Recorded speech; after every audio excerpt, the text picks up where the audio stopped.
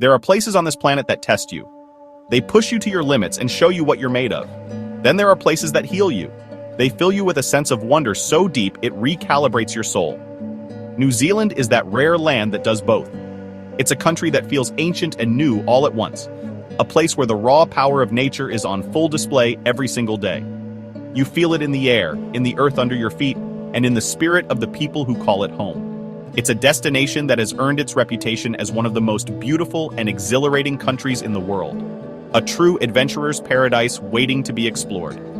From the moment you arrive, you understand that nature is the undisputed king here. Look at a world map. Let your eyes drift down, past the huge landmass of Asia and Australia, into the vast deep blue of the South Pacific Ocean. There, seemingly adrift in the middle of nowhere, you will find two main islands and a scattering of smaller ones. That is New Zealand, or Aotearoa, the land of the long white cloud. Its isolation is not a weakness, it is its greatest strength. This remoteness has allowed it to develop in a unique way, preserving a kind of pristine magic that has been lost in so many other parts of the world. It's a long journey to get here, but that journey is part of the adventure, stripping away the familiar and preparing you for something truly different. Its closest significant neighbor is Australia, but even that is a considerable distance away.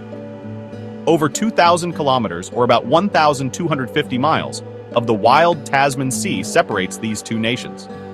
This isolation meant that for millions of years, New Zealand's wildlife evolved without the presence of land mammals, except for a few species of bats. This is why its native bird life is so extraordinary, and, in many cases, flightless. Understanding this position on the map is key to understanding the very essence of New Zealand, a world apart, a sanctuary forged by the sea. If you were to design a perfect outdoor playground, it would look a lot like New Zealand. This country is nature's masterpiece, a gallery of landscapes so varied and so dramatic it almost feels unreal. You have the mighty southern Alps on the South Island, a formidable spine of snow-capped mountains that rivals any range on Earth. These peaks are not just static rock and ice, they are alive, with glaciers that grind and carve their way down valleys, feeding turquoise lakes that glow with an almost supernatural light.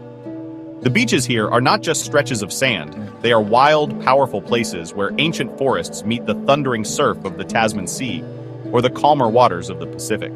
You can find everything from the rugged black sand beaches of the West Coast, sculpted by volcanic activity, to the idyllic golden coves of the Abel Tasman National Park. But it's the native forests, the bush, that hold the real magic. These are ancient temperate rainforests, thick with ferns, moss-covered trees, and giant kauri trees that have stood for over 1,000 years. The water here is a lifeblood that connects every landscape. Rivers of incredible clarity carve their way from the mountains to the sea, and the lakes, Lake Taupo, a massive volcanic crater, Lake Wakatipu, with its mysterious tide, and the mirror-like lakes of Fiordland, are destinations in themselves. While the entirety of New Zealand is stunning, some places possess a power so immense they have become global icons. Chief among these is Milford Sound. Sheer cliffs rise vertically from dark, inky waters, with waterfalls tumbling down thousands of feet. Taking a boat trip through the fjord, with Mitra Peak dominating the skyline, is a humbling experience. You feel small, dwarfed by the sheer scale and raw beauty of nature's handiwork. On the North Island, you'll find a landscape that is still being violently forged. Rotorua. This city sits squarely on the Pacific Ring of Fire, and you can smell it before you see it. The distinct scent of sulfur hangs in the air. This is a geothermal wonderland of bubbling mud pools, erupting geysers, and steaming hot springs with vibrant, otherworldly colors. The cities, too, have their own unique character, shaped by the landscapes they inhabit. Auckland, the largest city, is known as the City of Sails.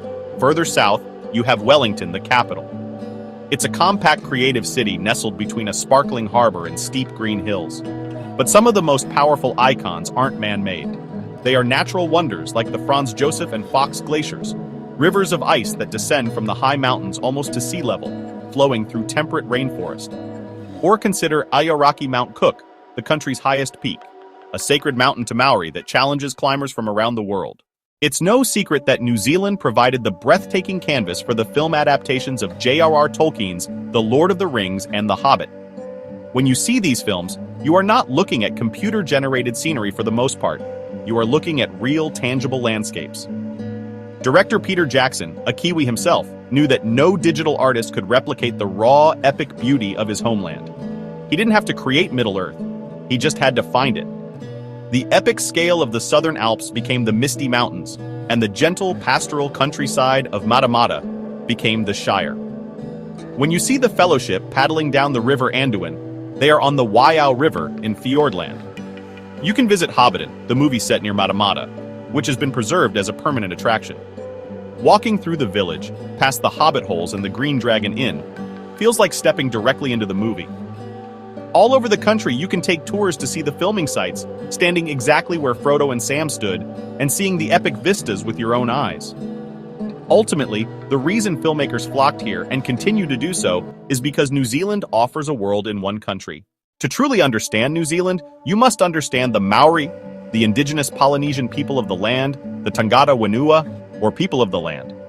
Their culture is not a relic of the past displayed in a museum. It is a living, breathing force that is woven into the very identity of modern New Zealand. One of the most powerful and well-known expressions of Maori culture is the haka, a traditional war cry or challenge. While many know it from the All Blacks rugby team, its significance runs much deeper. It is a fierce display of a tribe's pride, strength, and unity, used in welcomes, at funerals, and to acknowledge great achievements. Maori traditions and protocols are deeply respected. A formal welcome onto a marae, which is a traditional meeting ground, is a profound cultural experience. The hongi is a beautiful gesture where two people press their noses and foreheads together, sharing the breath of life. It symbolizes the peaceful joining of two people, a visitor and a host. The art forms of Maori culture are intricate and beautiful, telling stories of ancestors, legends, and the natural world. Each swirl and line in a moko has a specific meaning, telling the story of the wearer's ancestry, status, and life journey. Exploring Maori culture is not just an optional tourist activity in New Zealand, it is essential to understanding the nation's heart and soul. New Zealand is not a place for sitting still. It's a country that practically begs you to get out and push your limits. It is, without a doubt, the adventure capital of the world, and this reputation is well earned. In Queenstown, the self-proclaimed adventure hub, you can leap from bridges, canyons, and stadium roofs, experiencing a rush of pure, unadulterated adrenaline. The mountains offer world-class hiking, or tramping, as it's known here. The Great Walks are a series of premier tracks that take you through some of the most spectacular scenery, from the coastal paradise of the Abel Tasman Coast Track to the volcanic Alpine crossing of the Tongariro. For those who prefer water, you can go whitewater rafting on wild, untamed rivers, kayak through serene fjords, or go blackwater rafting, floating on an inner tube through subterranean glowworm caves. This adventurous spirit is complemented by the friendly and laid-back nature of the people. Kiwis are known for their warmth, their humility, and their easygoing attitude. You don't have to be an elite athlete to enjoy the adventure here. It's accessible to everyone. You can take a gentle hike through a native forest, a scenic bike ride through wine country, or a relaxing soak in a natural hot pool. New Zealand is more than a destination. It's an experience that gets under your skin and stays in your heart. It's a country that reawakens your sense of wonder. In a world that is often loud, crowded, and complicated, New Zealand offers a powerful antidote: the quiet majesty of a fjord at dawn, the thrill of standing on a mountain peak you just conquered, and the simple warmth of a genuine human connection. The call to visit this land is a call back to something essential within all of us. It's the desire for clean air, open spaces, and a direct connection with the natural world. It encourages you to step outside, to look up at a sky filled with unfamiliar stars, and to listen to the sound of silence in a vast empty valley. It is a land of incredible contrasts, where fire and ice, mountain and sea, ancient culture and modern innovation coexist in a beautiful, dynamic harmony. It's a country that is vast enough to get lost in, yet small enough to feel intimate and welcoming. So if you feel that pull, that whisper of the wild calling your name, my advice is simple: answer it. Go to New Zealand. Go and see the glaciers, the volcanoes, and the fjords for yourself. Go and meet the people, learn about the culture, and challenge yourself in its great untamed outdoors. I promise you, it will be more than just a trip.